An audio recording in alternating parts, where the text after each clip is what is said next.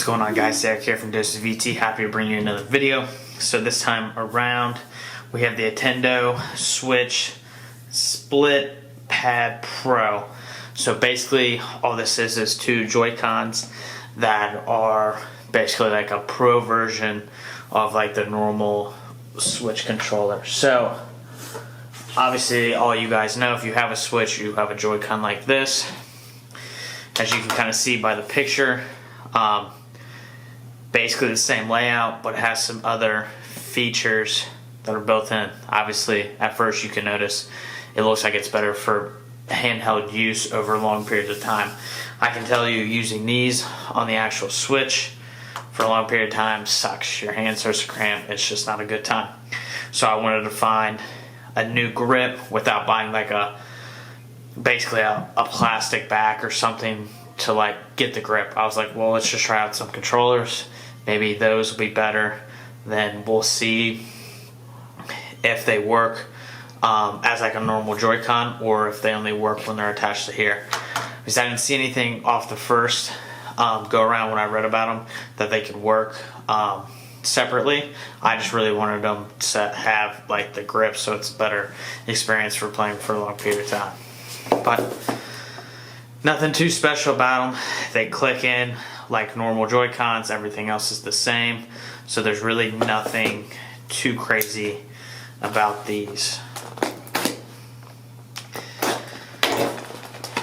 So let's open this puppy up. If it lets me open it.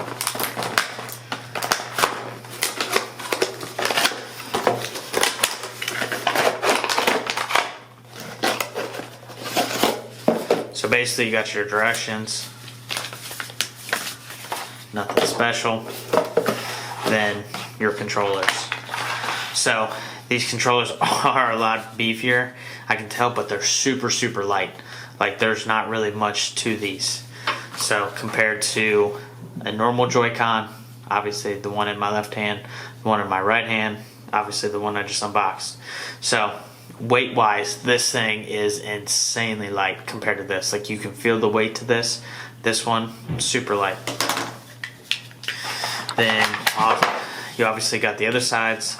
So just looking at it here, we'll start on the back. So on the back you have an extra button. I imagine it's programmable. Since it's a Pro, you can probably program that to anything that you would like. Then obviously you got your buttons up top. Both work basically the same way. This one you press down, push in.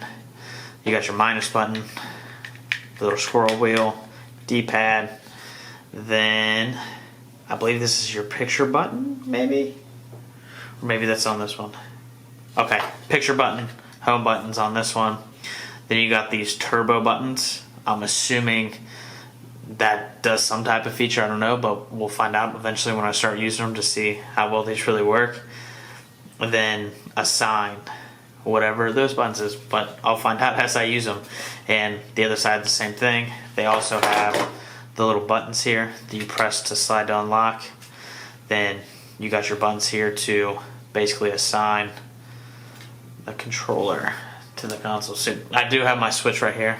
I don't have the Joy-Cons on it, but it should just slide on like normal. They clicked in. Clicked in.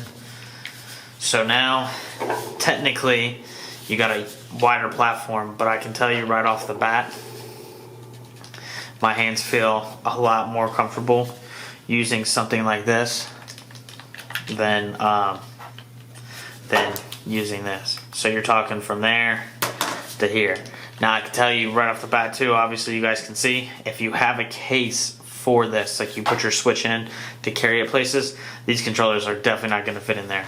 Because I can tell you the case that I have ain't going to fit that, because it's substantially a lot bigger. But I just wanted to show you guys what it looks like. So nothing special, normal controllers. Everything feels easy to reach. Back buttons are really easy to reach. I'm using my middle finger to hit them. Now if for whatever reason you play with your fingers like this, my ring finger is also hitting it on the back too. So honestly, not too bad. these little things right here, all they do is just help support the switch so it doesn't lean this way too far. So it just kind of keeps it up. So it's basically level.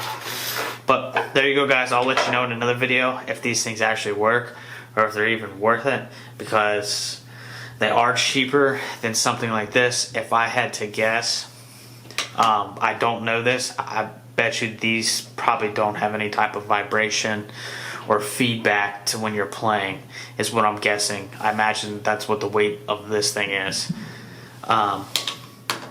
So that's what I'm nervous about. These might be great, but they might not have that feedback that a lot of people look for when they're playing a game, like if they're playing a shooting game, to know like they're getting hit type of thing, or they're pulling the trigger, or whatever the case may be in whatever game you're playing. So that's what I'm guessing is not built into these, but we'll find out. But it's just a normal unboxing. But thanks for watching, guys. Peace.